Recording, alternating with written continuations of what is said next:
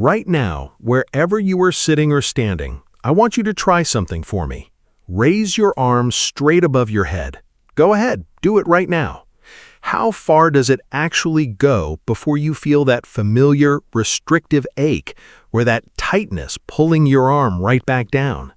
For most of you listening, especially if you are over the age of 60, that restriction feels like an inevitable part of getting older. You probably feel like it just gets slightly worse with every single passing year. But here's the truth, and I need you to hear this clearly. That restriction is not because your shoulder is too damaged to heal. Not at all. It is because the one specific exercise that actually fixes your unique shoulder pain is almost never prescribed to you. And unfortunately, it gets worse. A fascinating study from Tokyo University found that over 70% of seniors who treat their shoulder pain incorrectly end up developing permanent restricted movement within just 3 years. 3 years! So today, we are going to make absolutely sure you are not one of them. Welcome to our deep dive into aging strong, moving freely, and taking back your independence. Now, you might be asking yourself, why do so many of us stay stuck in this endless cycle of shoulder pain that just never fully resolves? The answer is incredibly frustrating, but it makes perfect sense once you hear it, because the medical world often treats all shoulder pain the exact same way. They give you the same generic stretches, the same advice to just rest it, and the same bottle of anti-inflammatory pills. But shoulder pain is not a one-size-fits-all problem. The human shoulder is arguably the most complex joint in your entire body. It has the greatest range of motion of any joint, which is amazing because it lets us reach high shelves, swing a golf club, or hug our grandkids. But that incredible mobility also makes it the most vulnerable to very specific, highly localized types of breakdown. When someone comes to me and says, "My shoulder hurts," that tells me almost nothing. I need to know exactly where it hurts, when it hurts, and exactly what movement triggers that sharp ache.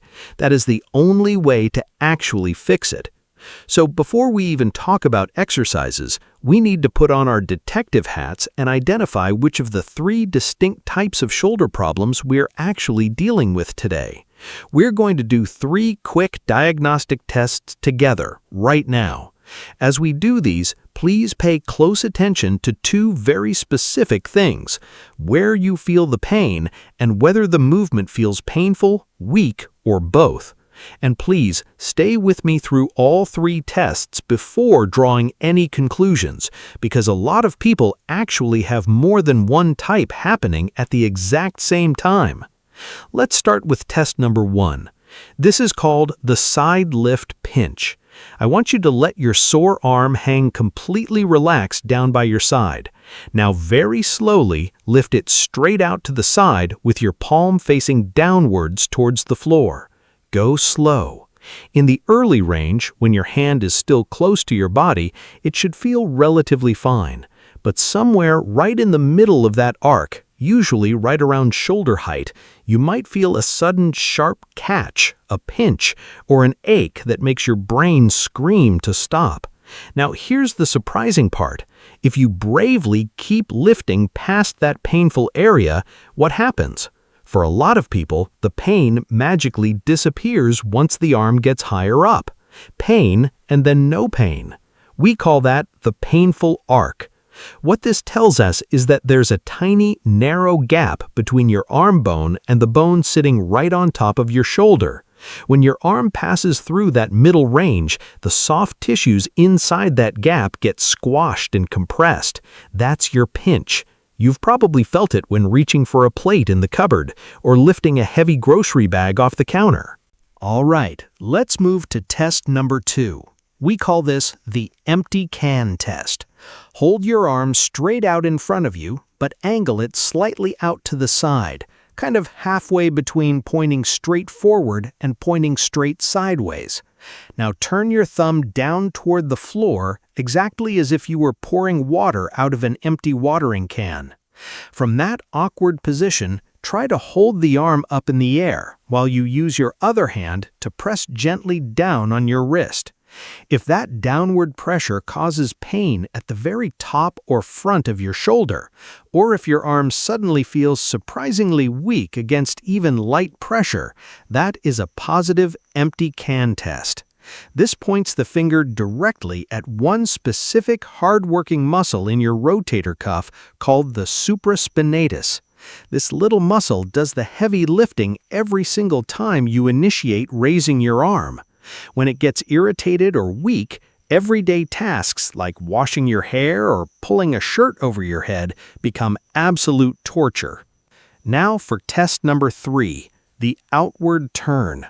Bend your elbow to a strict 90-degree angle and tuck that elbow firmly against your rib cage. Do not let it leave your side. Now try to rotate your forearm outward, away from your stomach, like a door opening on a hinge. Try doing this against a wall or a door frame. If that causes pain on the outside or the back of your shoulder, or if it feels noticeably weaker than your good side, pay close attention. This pattern shows up all the time in people who notice pain while steering a car, pulling a heavy door open, or reaching awkwardly back for a seatbelt. Okay, take a breath. Ask yourself which of those 3 tests felt the most like the agonizing pain you live with every day. That is your starting line. Do not try to be a hero and address all 3 at once. Identify your primary pattern and start there. Now let's get into the actual fixes. If you failed test 1 and felt that pinch in the middle of the arc, your goal is decompression. We start with the gentlest movement possible, the pendulum swing. Find a sturdy table or the back of a chair around waist height. Place your good hand on it and lean forward slightly. Now let your sore arm hang straight down. Let it be completely dead and heavy, like a wet rope hanging from a branch. Do not hold any tension in it. Now use your body weight to create small, easy swings forward and back for about 30 seconds. Then go side to side for 30 seconds. Then small, lazy circles for another minute. By letting the arm hang perfectly dead, gravity gently pulls the arm bone downward, opening up that compressed space and giving your irritated tissues a much-needed break. Next is the table slide. Sit at a table with a small towel. Place your forearm flat on the towel, palm down. Slowly slide the towel forward along the table until you feel a gentle stretch. Stop, hold for a second, and slide back. Do this 8 to 10 times. The table supports the full weight of your arm, so your joint does not have to. Finally, the shoulder blade squeeze. Sit tall, arms relaxed. Gently pull your shoulder blades together toward your spine and slightly downward, as if you are tucking them into your back pockets. Hold for 5 seconds, then release. Do 8 to 10 repetitions. This trains the shoulder blade to lift out of the way, permanently opening up that pinch zone. Now, if you failed test 2, the empty can, we need to handle your supraspinatus very carefully. It is irritated, and aggressive strengthening will only cause a massive flare-up. Start with the wall slide. Stand facing a wall, 1 step back. Place both forearms flat against the wall at shoulder height. Slowly slide both arms up the wall as high as you comfortably can while keeping the forearms fully touching the wall, then slide down. 8 to 10 reps. The wall gives you constant support. Once that is pain-free, move to the isometric press. Stand sideways to a wall with your sore shoulder facing it. Bend your elbow to 90 degrees. Press the outside of your elbow gently into the wall as if trying to lift the arm out to the side, but let the wall stop all movement. Hold that press for 8 seconds. Do 5 reps. And here is the golden rule. Only use 30% of your maximum effort. I know that feels like almost nothing, but with this muscle, patience beats intensity every single time. Finally, if you failed test 3, the outward turn, your external rotators are weak and locked up from years of typing, driving, and cooking. We need mobility first. Grab a light stick. A broom handle works perfectly. Hold it with both hands, elbows bent at 90 degrees and tucked against your sides. Use your good arm to push the stick gently across your body, guiding the sore arm to rotate outward. Keep that sore elbow pinned to your rib cage. Go only as far as is comfortable, then return. 8 to 10 reps. Once you have mobility, we build strength with the isometric outward rotation.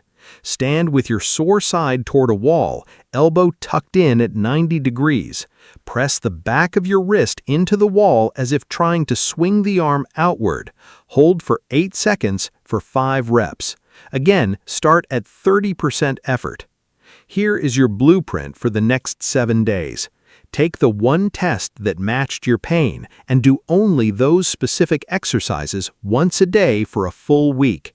After 7 days, retest the movement that used to hurt. If it feels even slightly easier or more fluid, congratulations, you have just unlocked real progress. Do not force the range, do not push into sharp pain. Build the habit first and the strength will follow.